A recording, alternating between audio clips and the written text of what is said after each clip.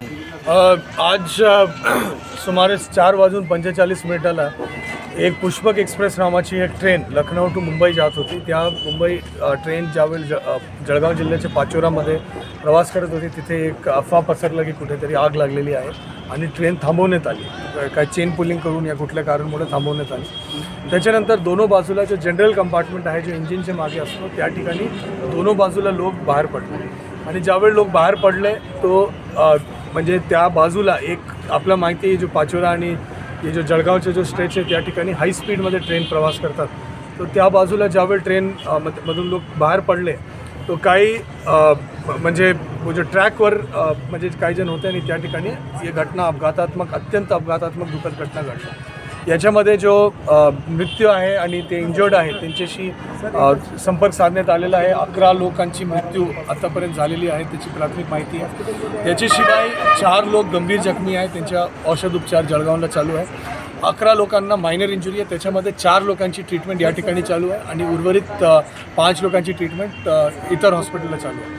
तर या गोष्टीबद्दल आपण जो काही जसे आपल्याला सेंट्रल रेल्वेचा जो कंट्रोल रूम आहे तिथून जसे आपल्याला माहिती मिळाली आपण इमिडिएटली त्याच्यामध्ये 8 ॲम्ब्युलन्सेस त्या ठिकाणी डिस्पॅच केला। त्याच्याशिवाय अग्निशमनचं वाहन असेल, गॅस कटर्स असेल, पाणी पिण्याच्या पाण्याची सुविधा असेल, या सगळ्या गोष्टी आपण इमिडिएटली त्या ठिकाणी डिस्पॅच केल्या।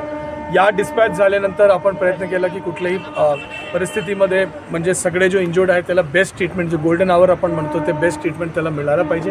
तो या बेस्ट ट्रीटमेंट देण्याचा प्रयत्न या ठिकाणी करण्यात आला आणि त्याच्यानंतर ऑलमोस्ट 6:30 पर्यंत त्या ठिकाणी जो भी परिस्थिती होती ते क्लिअर करण्यात आला। उपविभागीय अधिकारी जो आहे त्या ठिकाणी इन्सिडेंट कमांडर म्हणून त्या ठिकाणी त्यांची नियुक्ती करण्यात आली आणि ते त्या जागेवर होते आणि त्या ठिकाणी जो भी इमर्जन्सी रिस्पॉन्स आहे, ॲम्ब्युलन्सेस असेल, हे सगळे कोऑर्डिनेशन असेल त्यांनी पूर्णतः मदत त्या ठिकाणी करून हे काम करण्यात आलं। रेल्वे विभागाकडून 2 त्यांचे जो रिलीफ व्हेकल्स असतो ते मनमाडकडून एक निघाली आणि भुसावळकडून एक निघाली आणि या पद्धतीमध्ये पूर्ण काम या ठिकाणी पूर्ण करण्यात आलं। आता ट्रेनचा जो म्हणजे जो स्पॉट आहे तिथून पूर्ण क्लिअर करून त्याच्यानंतर प्रांत अधिकारी तिथून बाहेर पडले।